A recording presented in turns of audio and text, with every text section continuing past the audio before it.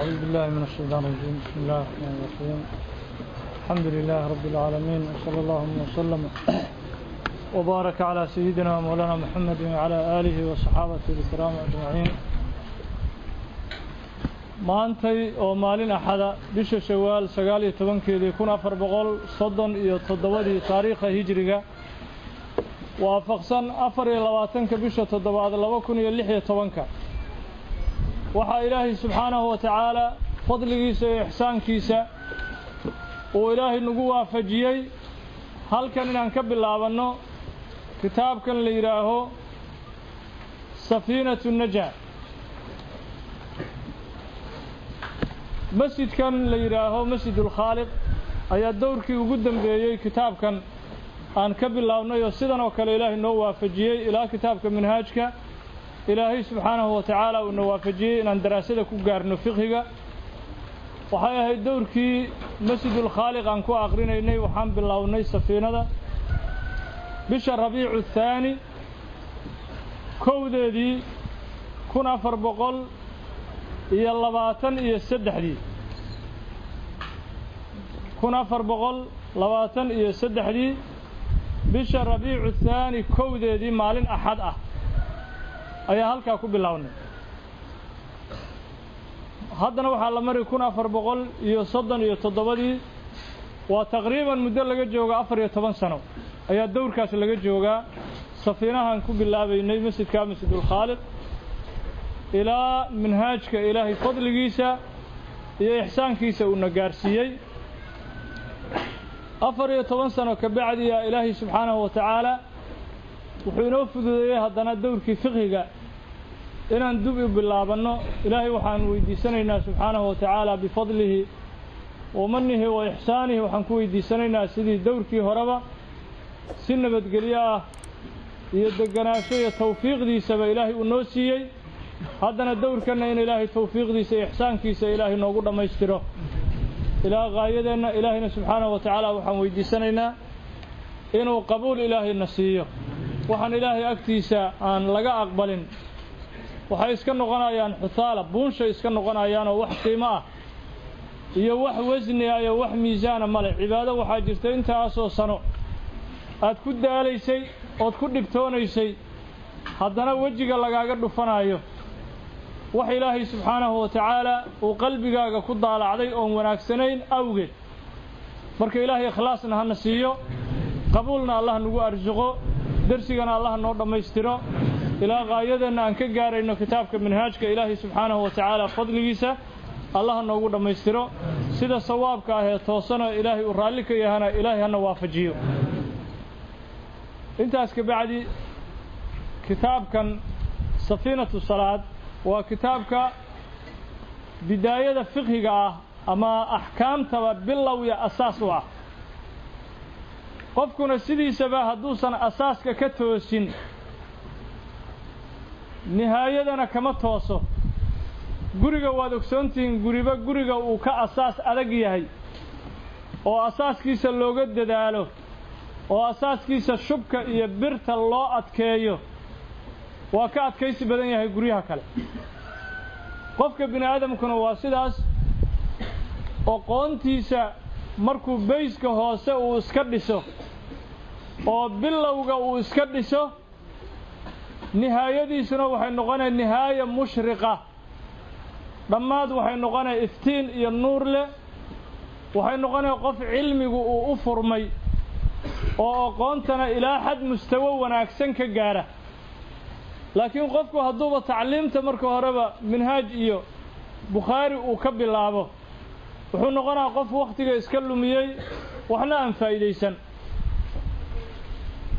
ولذلك عبد الله بن عباس رحمه الله رضي الله تعالى عنه وأرضاه مركو فسرايي كونوا ربانيين قولك إلهي كونوا ربانيين نقضى كوا رب الله آنيي وربي أقعي. آيات مركو فسرايي عبد الله بن عباس وحكو فسراي كانوا يربون صغار العلم قبل كباره. waxaa loola jeedaa uu yiri cilmiga yar yar in dadka lagu barbaariyo oo lagu tarbiyeeyo inta aan la gaarin cilmiga weyn intaan la gaarin marka qur'aankii yani na amraya oo tawjiihaadna siinaya in marka hore cilmiga qaybaha masaa'ilka yaryar iyo kutubta yaryarka ah in cilmiga marka hore aan ka bilaabano ilaa markaas aan ka bislaano oo aan ahal ugu noqono kutubta waaweyn inaan cilmigooda aan fahamno qof kitaab weyn ama kutubta waaweyn cilmiga looga bilaabayo waxay la mid tahay caruur xala dhashay oo hilib afka loo gelgelinayo kale xalu dhashay hilibaadna afka u gelgelis waxaan leedahay naxariisaan ula jeedaa naxariis ayaan ula jeedaa had leedahay caruurka hilibka afka aad u gelgelinayso waxaa laga yaabaa qofka khabiirka u ah caruurta hadduu ku yidhaaho war caruurkan waa dili inaad la yaabto oo tidhaaho hilibaa masiina see u dili inaad tidhaahid marka waa sidaas oo kale oo qofka dadka uga bilaabaya minhaaja ama tafsiir qof bilow ah ama bukhaari uga bilaabaya waxaa laga yaabaa qofka u naseexaynaya inuu la yaabo wuxuu la mid yahay oo caruur hadda dhashay oo cad hiliba afka u gelinayu la mid yahay ma qaadan karo awoodna uma laha uu ka qaato awoodaha bini aadamka qaarna waa awooda xisi ah qaarna waa quwad macnawi ah waa awoodo macnawi ah maskaxdu waxay leedahay awood macnawi ah iyo itaal macnawi ah ku qaadan karto cilmiga waaweyn ilaa xad ay gaarto ay ku qaadan karto marka hore marka maskaxda waa in lagu soo anqariyo oo lagu soo bilaabo kutubta yaryarka ah marka ka bacdi waxa u fududaanaysa qofka kutubta waaweyn ee cilmiga inuu fahmo ayaa u fududaanaysa khusuusan hadda cilmigan hadda aan bilaabanayno oo kitaabkiisii ugu hooseeyo mukhtasarka ah oo safiinahan ka bilaabanayno waxaa la yidhaha magaciisa cilmu alfiqhi cilmu alfiqhi waxaa kaloo la yidhaahaa cilmu alaxkaam cilmu alaxkaamna waa la yidhaha waa cilmigii nabigeena sala allahu calayhi wasalam cabdullaahi ibnu cabbaas uu ugu duceeyey allaahuma faqihu fi ddiin wacallimhu ta'wiil اللهم علمه في الدين اللهم فقهه في الدين إله الدين فقه كسي هو الدين فهم كسي عبد الله بن عباس وعلمه تأويل تفسير كقرآن كان إله بر نبي صلى الله وسلم وبارك عليه حديث كلا صحيح وحكيري من يريد الله به خيرا يفقهه في الدين qofka ilaahay khayr u la doonayo diintu ilaahay fahamsiiya idan marka ogaaw si kasto manaasib adduunyo aad iga gaartid si kasto daarada dheer iyo dahab iyo dollar aad u haysatid haddii diinta aan lagu furin waxa tahay faqiir ilaahay agtiisa saboolad ka tahay waxaad haysato oo sharaf ah oo qiimo ah oo gacanta kuugu jira malaha sharaftu waxa weeye waa sharaful ilmi wal amali bih waa cilmiga in la barto laguna amal falo bini aadamka taasa sharaftiisa iyo wanaagiisa iyo qiimihiisa ay ku jiraan haddaad magac doonayso ilaahay agtiisa inaad ku yeelato cilmigaasaad baran waadna ku amal fali haddaad adduunyo rabtana cilmigaasaad baran haddaad aakhira doonaysana cilmigaasaad baran khayr adduunyo khayr aakhiraba isagu ku dhex jira hadda waad la socotaan maantay waxaan bilaabaynay بعد صلاة الظهر وحن بالله كتاب في صحيح البخاري تاريخ صحيح البخاري إمام البخاري وحكو جري شيخ وحلي جري محمد بن إسماعيل ولا الكيسة جري ولا به جري أحمد بن إسماعيل ولا الكي وحو إسقال الله حدي دينا عزراعة دير قضته إسكال نقضي شيخ ولا الكي بخاري نمحو الله حدي شرفتي علمك هي عبادته لكن ما أنت يا يقانا شيخ ولا الكيس بخاري ولا الكي عد ما غشي حتى ويرس شيخ إنه لدى شيء نين لديه جري أحمد بن إسماعيل البخاري إنه ولا الكيس عد ما غشي حتى ويرس مركز شرفته ماشي ويلك ولما مع ذلك بخاري ولا الكي وحوينا ولا الكا وينا شيخ يرى ودائرة maantana sheekha qof walba magaciisa maqasha rahimahullahu ta'ala daqiiqad adduunyadan kamida sooma marto ilaa imaam al-Bukhari waa loo duceeyo qof manaabirta uga duceynayo qod maarta duruusta dhexdeeda uga duceynayo qof muhaadaro dhexdeeda uga duceynayo khayrkaas iyo ajirkaas iyo thawaabkaas u socda sharafta magaciisana qof musliman maqal ma jiro oo u duceynay marka sharaftu waxay ku jirtaa fadiilatul ilmi wal amali bih khusuusan fiqhigan ilmiga tafsiirka ama ilmiga xadiiska labada la isku yiraaho aslaynka waa ilmi laga soo qaatay kitaabka ilaahay iyo ahadiista nabiga sallallahu alayhi wasallam wa baraka alayhi iyo ijmaaca iyo qiyaaska waa masadiru tashriic al-arba'a li masadiru tashriic al-arba'a meelaha laga qaato xukunka waxaasi waa xalaal iyo waxaasi waa xaraam afartaas laga qaataa kitaabka iyo ahadiista nabiga sallallahu alayhi wasallam iyo ijmaaca meesha culimadu ay isku waafaqeen iyo qiyaaska afartaas oo ku dhisan yahay fiqhiga ma aha sida dadka qaar ay u fahmeen ra'yi qof uu qoray aaraa'u rijaal ma aha qof ra'yigiisa iyo aqligiisa wuxuu ku sameeyay ma aha waa masaadirta fiqhiga waa kitaabka ilaahay ahadiista nabiga sallallahu alayhi wasallam wa baraka alayhi ijmaa'ul umma iyo qiyaaska afartaas ku dhisan mas'ala aan daliil wadan kuma jirtaba mas'ala aan daliil wadan oo kitaabkeeda iyo sunnaheeda iyo ijmaaceeda iyo qiyaaskeeda aan wadan kuma jirto laakiin culimada jazaahumullahu khayran jaziilan wa nafa'ana bi'ilmihim waxay soo khulaaseeyeen oo ka soo dhaxbaxeen meel adigu aadan ka soo bixin karin xugun ay nooga soo dhex saareen meel adigu aadan ka soo saari karin cilmi ay iyagu ka soo saareen ولذلك حتى كفتن كي النبي صلى الله عليه وسلم نبي كفتن وكفتمي أي بقلال مسألة أي كردح بحين علماء يا أبا عمير ما فعل النغير حديث كاس وحديث كفتما النبي صلى الله عليه وسلم ويل يرو لك كفتمي وحير يا أبا عمير ما فعل النغير شمبركي النغير لبيه جري محوس سمي يا أبا عمير لا بقولوا مسألة وحكى بدنا حافظ ابن حجر العسقلاني كتاب كيس فتح الباري وكل شيء إن علماء قار أي كلا بحين كفتن سيء وقلا بحين هذه مقال وحكوم مقدار النبي يقول كفتمها صلى الله عليه وسلم لكن انت مسائل أحكام الله قلا بحين علماء مركب ميلها اللطائف تاهي قرقرصونية دقائق الكتاب ودقائق السنة أي وحي كلا صور بحين علميان فقهي لكن هدي أدوكو مقام كاية منزلة داية مكانة دا آدن جارنين وحلقة يابا إنه كوكو عسلاته فقهي إن هذا حديثكي هداتي رواكو كافتومي وحديثكي بس أنسك آخر سنة أحكامته أما فقهي أنا آخر سنة مايو وحلقة يابا أدواتكي علمكي لقولصة دحبح لها إن آدن هيسنين dad waaweyn taas way ku dhacday dad waaweyn oo inaga horeeyay oo ilaa 1000 sano ka hor culimadii noola ayaa qaarkood waxay isku dayeen inay ku kaaftoomaan cilmiga xadiiska markaas waxa uga dhacday maadaama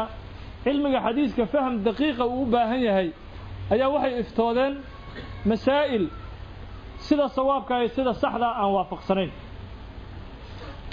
qofkii raba wuxuu aqrin karaa ibn al-Jawzi أبو الفرج عبد الرحمن بن الجوزي كتاب كيسة تلبيسك وقهد لي يعني علمك حديثك كليجينا لقو كافتومي كري وبهاي فقهي إلا فهمه حديثك نفتيس إلا فهمه محايل هذا كار واحد عي ابن الجوزي وحو شاقين الشيخة أيها هذا كار وحو مغلي حديث نبي يري صلى الله عليه وسلم نهى رسول الله صلى الله عليه وسلم أن يسقي الرجل ماءه زرع غيره رسولك وحو النهيي وأودي لي قفك بيهيسا إنو ورابيه بيركله بيهاga بيركله ها ورابين وها عبسين حديث كاسو مغلي مركاسو وحو يري نحن نستغفر الله من تصريح ما فضل من الماء إلى جيراننا ووحو إلى هذا كهر بيرتي إذا مركان وراب سنايو بيها كسوهرة بيرها كلو الدرس كاهن سينجري إلهو إقعفيري لا دنبي هد حديثك وسخل دان أفهمي حديثك وسخل دان أفهمي نبي وحو النهي صلى الله عليه وسلم ننكو إنو بيه سورابيه qofka la beertiis inuu waraabiyo wuxuu fahmay beerta markaad waraabsanaysid dariskaaga biyaha ma siin kartid wixii ka soo haray waraabka biyaha markaas uu Ilaahu iga cafi dariskayga biyo siin jiray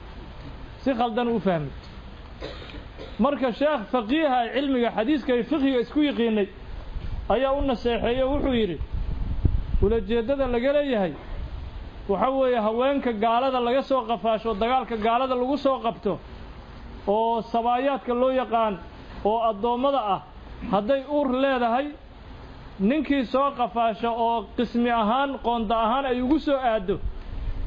hadii islaantii ay uur leedahay adoontii ma isticmaali kartid ilaa ay ka dhasho saasuu nabigu la jeedaa sallallahu alayhi wasallam ilaa naagta nin kale u abuuranta biyahaaga ha waraabin marka oo ha jimaacin oo ha isticmaalin ilaa waa abuuranta qofkan uur ay leedahay ilaa ay ka dhasho saasa loola jeedaa markaasuu yiri Ilaahu iga cafi si khaldan aan xadiiska u fahmi jiray si khaldan ayaan u fahmi jiray xadiiska tusaale labaad oo waxa jira sidaas oo kala dhacday Imaam al-Khattabi rahimahullahu ta'ala oo saaxib macaalim as-sunan kitaabka la yiraahdo macaalim as-sunan sheekh iskalaw wuxuuna ahaa awwal man sharaxa sahih al-Bukhari dadkii ugu horeeyay kitaabka sahih al-Bukhari sharxana uu ku jiray wuxuu yiri مشايخنا قف كميدا وحو مقلي حديث كان دهيا نهى رسول الله صلى الله عليه وسلم عن الحلق قبل الصلاة يوم الجمعة نهى رسول الله صلى الله عليه وسلم عن الحلق نبي وحو النهي صلى الله عليه وسلم حلقوين إلا السمايو قبل الصلاة يوم الجمعة ما انت جمعها صلاة كهر in xilqooyin la sameeyo oo khudbadii oo la akhrinayo la sheekaysto uu nabigu nahiyay xadiiska saasa loo jeedaa marka sheekhan xadiiska markuu maqlay horta xadiiskii dabdigiisa iyo shaqalkiisa uu khaldo wuxuu akhriyay naha rasuulullaahi sallallahu alayhi wasallam aanil halqi laankii uu reebay aanil halqi macnuhu muxuu noqon marka nabiga wuxuu nahiyay xeerashada قبل الصلاة يوم الجمعة مالين جمعة إلا حيرته صلاة كهر نبي قال أنه هو حرام وكذب مركز وحو يرشاق حديث كآخر سنجري وحو يرس مدحيقة ما أنا نحيرين مالين جمعة 40 سنة 40 سنة مدحيقة ما أنا نحيرين أو وحنو مالين جري مدحا إلا اسكحيرو مالين جمعة إنه حرام تهي إلا حديث كي يسخل دان أفهمي وحلو لجدا عن الحلق حلقوين الشيكين للسمايو خطبة دي والله آخرين هاي تصالة سدح هذا دعي وكون سنة كهر يعني شيكوين كي دعي يوقف كي حديث كي وآخر سنيري لكن فقهي أنا قانون لهين وحكى ابن الجوزي وشيخ لديه جري ابن الساعد كان كبير القدر في المحدثين nin muxadisiinta dhexdooda sharaf weyn kuluhu ahaa maca dalika isagoo xalqadii cilmiga fadhiya ayaa haweenaya u timid waxay tiri yaa sheekh ma taqulu fi bi'rin saqadat fihi dajaaja sheekhu ceelkii biyahan ka cabi jirnay dooraan nooga dhacday biyaha xukunkoodu maxay noqonayaan markaasuu wuxuu sheekhi ku celceliyay hallaa qadaytumuuha warceelka maxaad u dabooli weyseen ceelka maxaad u dabooli weyseen hadda sheekhu lama daboolin oo masaladii waa taagan tahay masala dhacday waa hallaa qadaytumuuha bis uu ugu jawaabay inaad dabooshaana fiicneed marka sheekh markaa fiqiga akhristo meesha fadhiyay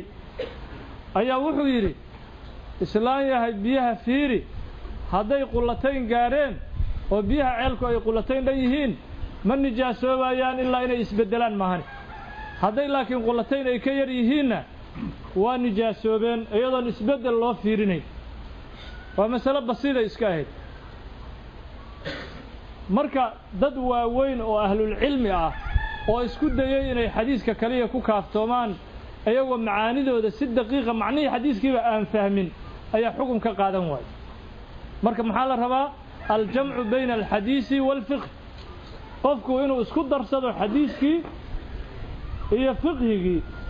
labadaba inuu isku darsado ayaa la rabaa waxaa tusaale kale ibnuljawsi sameeyey kitaabkiisa talbiiska ah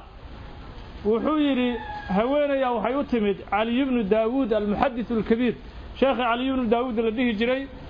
wa kaana yajlis bayna yadayhi 1000 nafsin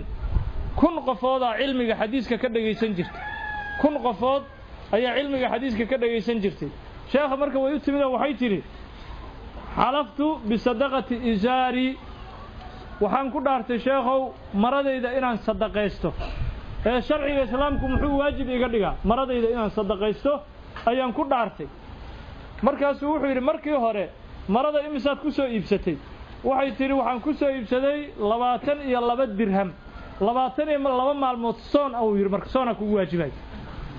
22 maalmood inaad soontaa waajib kugu noqonayo sheekhu maradan inaan sadaqaystaan ku nadray wuxuu yidhi marada markii hore maxaad ku soo iibisay 22 dirham 22 maalmood calaa dirham wuxuu ugu dhuftay hal maalin ugu dhuftay halkii maalin hal dirham maxay ahaydna masalada sawaabkeeda inuu yidhaa haddaad maradan ku nadarto inaad sadaqaysato iyadaa waajib kugu ah bis wax kale lagama rabo ilaa lacag sadaqadeed maba u banbixin mana ku nadrin iyada sadaqee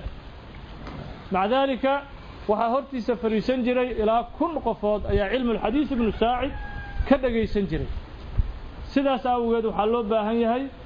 dadka waaweyn oo naga sharaf badnaa naga cilmi badnaa naga aqoon badnaa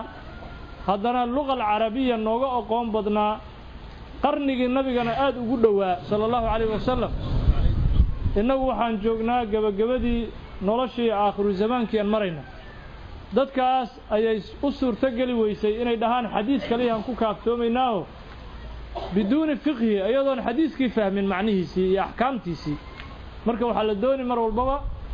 aljamcu bayna alfiqhi walxadiis in mar walbaba la kulmiyo xadiiska iyo fiqhigiisa markaasaa qofku waxaa u dhammaystirmaya shareecadii islaamka qaybaheedii ayaa u dhammaystirmaya kitaabkan marka safiinaha ah intaanaan u gudagelin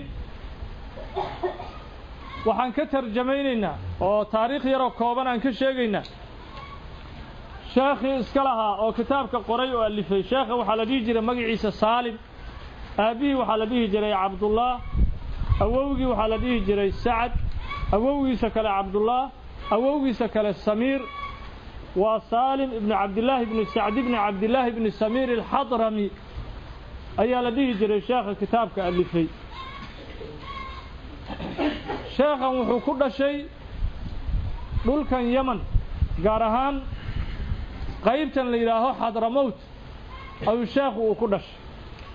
waa qaybta koonfurta yaman ayaa waxaa la yidhaha xadramowt laba dowladood ay xilli hore kala ahaan jireen waqooyi iyo koonfur ay waddanku laba dowladooda kala xukumi jirtay yaman laakiin kabacdi way isku darsadeen waxay noqdeen hal dowlo inta hadda inhiyaarka iyo burburkan uusan ku dhicin hal dowlo isku noqdeen marka qaybtan xadramowt uu sheekhu uu ku dhashay safiiraha qoray waxa uu wax ka bartay markiisii hore quraanka markuu xafiday aabihiis ayaa wuxuu ahaa nin sheekh oo weyn oo faqiiha aabihii oo sacd ibn cabdillah ibn sumayr la dhihi jiray ayuu cilmiga uu ka bartay waxa sheekha cilmigii markuu bartay oo haddana ku darsaday culumtan handasada injineeriyada la yaqaan iyo culumta yani askarinimada uu haddana ku darsaday cilmigii diinta handasadana wuu ku fiicnaa culumtan tadriibka askarta sida loo tababaro iyo hubka noocyadiisana aad u bartay sheekha safiinaha qoray rahimahullahu ta'ala xataa waxaa looga yeeran jiray dhulkan hindi si uu u tababaro ciidanka uu tababaro oo khabiir wuxuu ahaa askari uu ahaa ciidanku barbari jiray hubka noocyadiisa iyo madaafiicda ayuu bari jiray sida maaragtay loo rakibo iyo sida loo rido ayuu bari jiray ciidamada hindi sheekha rahimahullahu ta'ala waxa sheekhu kale u ahaan jiray sheekh aad u cibaado badan waxay kutubta ka taariikhaynaya yiraahan kana yakhtimu alquran wa huwa yadufu bil bayt alharam asagoo kacbada dawaafayo quraanka dhamay jiray quraanka wuxuu khatimi jiray athnaa ad-dawaaf marka sheekhu wuxuu ahaa ilaahay isugu daray aqoonta diinta iyo middan maadiga ah ee adduunyada iyo cibaado iyo akhlaaq ilaahay isugu daray subhanahu wa ta'ala ayuu ahaa jiray sheekha wuxuu geeriyooday taariikhdu markuu ahaa 1271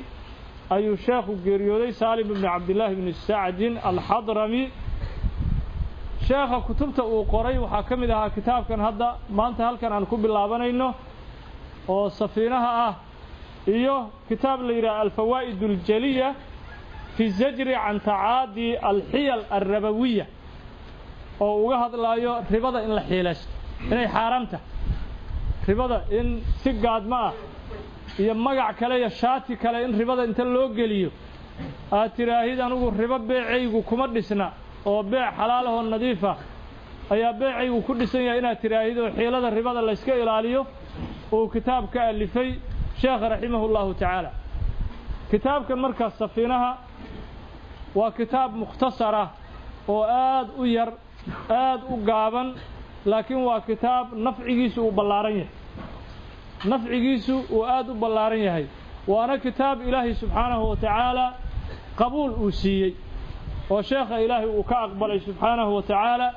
maxaa yeelay kitaabka in qabuul ilaahi uu siiyay waxa tusinaya maalintii sheekhu uu qoray ilaa yawmina hada qof kasto doonaya fiqhi ama ahkaam inuu bilowdo isaga uu ka bilowdaa ilaahina waa u barakeeyaa bilowgaasna qofka ilaahi waa u barakeeyaa oo qofku markuu kitaabkan safiinaha uu fiqhiga ku bilaabo waxa weeye ilaahaba u furfuraayaba cilmiga fiqhiga ilaaha u furfuraayo subhanahu wa ta'ala marka kitaabka safiinaha wuxuu sheekhu ku dadaalay fiqhiga wuxuu u qaybsamaa 4 qaybood hal qayb uu isagu ka hadli hal qayb ayuu ka hadli oo waliba halka qayb uu qayb kamida ka sii tagay sheekh rahimahullahu ta'ala si uu ugu fududeeyo dadka mubtadiinta ah ee bilowga ku ah fiqhiga si uu ugu fududeeyo cilmiga fiqhiga qaybta cibaadaadka la yiraahdo bisu ka hadli sidii cibaadadaada ay kugu saxmi lahayd sidii cibaadadaadu ay u noqon lahayd cibaado waafaqsan nidaamkii iyo habkii Allah uu u dajiyo Allah uu ugu talagalay subhanahu wa ta'ala marka cibaadaadkii oo u qaybsamaya salaadii iyo zakadii iyo soomkii iyo xajkii cibaadaadka afarta u sii kala baxay sheekhu wuxuu ka hadlay salaada siday noogu saxmi lahayd wuxuu kale ka hadlay zakadii wuxuu kale ka hadlay soomkii saddexdaas qaybood bis ayuu ka hadlay sheekh rahimahullahu ta'ala xajkii uu ka tagay si uu ugu fududeeyo dadka mubtadiinta ah ee bilowga ku ah cilmiga fiqhiga ama qaybihi kale oo fiqhigu u qaybsamayo midalan qismiga la yiraaho yaani qismul muamalat ama beec loo yaqaano qismiga sheekha kama uu san hadlin qismiga la yiraaho ahkaamul usra ahkaamta qoyska ama loo yaqaan an-nikah kitaabun nikah isagana kama hadlin sheekha qismiga jinaayaadka loo yaqaan ama kitaabul jaraaha loo yaqaan kama uu san hadlin oo qaybtaas wuxuu u daayay sheekha kutub kale waaweyn ayaa loogu tagi doonaa oo qofka ardaygu uu ka fahmi doonaa kitaabku marka wuxuu xoog saaray waliba asagoo ka hadli doona salaada iyo soomka iyo zakada saddexdaba ka hadli doona haddana wuxuu xoog saaray 90% uu ku saabsan yahay salaada 90% wuxuu ku saabsan yahay salaada kitaabku isagoo kitaab yar oo xajmigiisu iska yar yahay haddana waxa lagu arki masaa'il fara badan oo manhaajkii aan ku qornayn ayaa lagu arkay kitaabkii safiinaha ahaa saasuu marka kitaabku wuxuu yahay maca sigari xajmihi cilmigiisu uu aad u weyn yahay oo cilmigiisu uu aad u ballaaran yahay waxaa muhiima marka qof walba doonaya in salaadiisu ay noqoto salaad waafaqsan salaadii nabigeena sallallahu alayhi wasallam inuu barto kitaabkan safiinaha ah maxaa yeelay hadda ka hor waxa laga sheegay nin Soomaaliya salaadii wuxuu yiri safiina ka hor aan tukan jiray ilaahu iga cafiyo inaan janno ku galo iska daayo alla waana naarta ku gelino maxaa yeelay suura uu isaga dukan jiray cilmi uma lahayn aqoon uma lahayn marka waxaa muhiim ah mar walbaba cibaadaadka iyo salaada tasxiixeeda waxaa cumdo u ah tiir iyo udub dhaxaad waa kitaabkan safiinaha inaan fahamno kuna amal falno maxaa yeelay cibaadada haddii cilmi la'aan la iska wado dal iyo rafaad baad ka korarsatay maahana wax kaaga ziyaadaya ilaahay xaqiisa subhanahu wa ta'ala ma jiraan mana ka ansaxays walidaalika xadiis waxaa jiray imaam Ahmed oo musnadkiisa ku warinayay Hudayfa bin al-Yaman ayaa nina agtiisa ku dukaday Hudayfa saxaabiga waa fiiriyay ninkan sidii u dukanayo aad u fiiriyay waa u yeeray markuu salaadii ka baxay wuxuu yiri salaadan imisa sanaad tukanaysa 40 sano salaadan tukanayo 40 ka sano ma sidan aad u tukanayso yiri anigu aan ku arkayo markaas yiri 40 sano sidaasan salaad u tukanay markaas wuxuu yiri law mutta ala ghayri sunnati Muhammad sallallahu alayhi wasallam wa baraka alayhi haddaad dhiman lahayd oo sidan aad ku dhiman lahayd dariiqii nabi Muhammad kuma badhimateen uu yiri sallallahu alayhi wasallam wada kale oo khilaafsan wadadii nabiga alayhi salaatu wasalaam ayaad ku dhiman lahayd yiri haddaad dhiman lahayd waa 40 sano salaadii uu tukanayay waa dadkii asxaabta soo gaaray dadka sida la leeyahay annaga maxaad u malayn marka waxa laga yaabaa dadka 40 jirada ama 50 jirada oo cilmigii diintan akhrisan safiinadii aan akhrisan 40 sano 50 sano inay iska shabkixinayeen salaad aan maqbuul ahayn oo sidii loogu talagalay aan waafaqsanayn hadday dhintaan ay ku dhimanayaan jid aan ahayn jidkii nabi Muhammad sallallahu alayhi wasallam ay ku dhimanayaan limaada marka waxa loo baahan yahay si aan ugu dhimanno wadadii iyo sunnadii nabiga sallallahu alayhi wasallam in salaadii la waafajiyo hadiyigi iyo jidkii nabiga sallallahu alayhi wasallam in la waafajiyo waxaana nooga tarjumaya safiinatu najaa iyo safiinatu salaad waxay nooga tarjumayaan hadiyu nabi sallallahu alayhi wasallam fi salaah hadiyigi nabiga sallallahu alayhi wasallam salaada waxa macruufa hadiisu rajul al-musii salata ninkii salaadiisa xumeeyay hadiiskiisa waa macruuf oo nabiga agtiisa isaguna ku dukaday sallallahu alayhi wasallam ninkii markuu dukaday rasuulku u yimid sallallahu alayhi wasallam markaasuu rasuulku salaamtii ka qaaday nabiga alayhi salaatu wasalaam wuxuu yiri salli fa innaka lam tusalli ma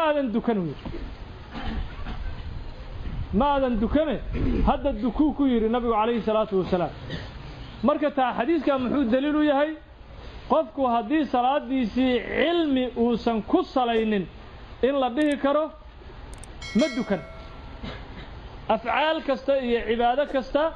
oon cilmi ku salaysnayn inay la mid tahay fakaannahu lam yata'abbad isagoon qofkaasi cibaadaysan oo kale waa soomay soomkiisii kuma salaysna cilmi kuma salaysna shuruudii iyo arkaantiisii ma soomin in la leeyahay waa dukaday markuu tukaday qofkii salaadii iyo cibaadadiisii kuma uusan salaynin ahkaamtii iyo fiqhigii kuma uusan salaynin jidkii nabiga kaleey salaatu wasalaam waxa la dhihi karaa ma uusan tukan hadda ka hor waxa jiray nina wuxuu yiri islaantiisu yiri kaalay waran ku sheegay iimaadu ku yiri markaas tii sug waa tukanay marka hore waa tukanay sug intaadan tukan horta iimaadu yiri waxbaan ku sheegay markaas tii maya salaadan hormarina marka hore haddaad wuxuu yiri salaada ka hormariso warkayga 3 dalaaqan kugu furay islaantii kama yeelina waa tukatay markay tukatay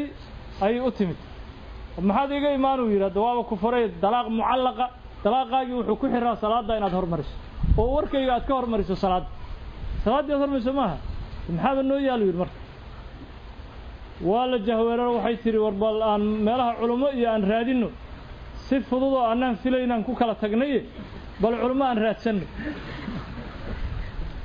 nin sheekh loo tagay waa la weydiiyay masaladii ka waranay ninkan wuxuu yiri salaadan hadaa dukato islaanya oo hadalkayga aad salaada ka hormariso saddex dalaaqa iga furan mar hadii sida la yiri bis waa ka furantuu sheekh kala hadana loo tagay bal ka waran adiga bal wuxuu yiri islaanya agtayda ku duko sheekhi labaad dhahay bal islaanya agtayda ku tuko bal saa tukanayso aan arko islaantii salaadii xiratay salaadii markii faatixadan in maqashiyo faatixada in maqashiyo bal sidaad u xiranayso salaadii islaantii waa xiratay faatixadii soo bilowday markii la marayo ghayril maghdubi alayhim ghayril maghdubi alayhim wala daalin wadaadkii marka sheekhi wuxuu yiri islaantani ma dukanba maxaa ka furmaayo ma dukanu yiri islaantani wax salaada oo inta dukan jirto ma jiraan wax xuruuf ay sixi jirtay ma jiraan wax xaraf ay makhrajkiis ka soo saartay iyo xaraf toosan ay ku dhawaaqi jirtay malaha sidaas awgeed islaantaada hayso maxaa dalaaq muxuu mucallaq ku ahaa inay salaadu dhacdo salaadu ma dhicin salaad ma dhicin marka sidaas way walajeedada waxa weeye cibaada ma dhismayso mana xirmayso mana guntanmayso hadii aan loo lahayn cilmi marka insha Allah ta'ala maanta waa bilow intaasan ku gaabsanaynaa ka bacdi kitaabka aan toos u dhaxgali doonaa hada wabillahi tawfiiq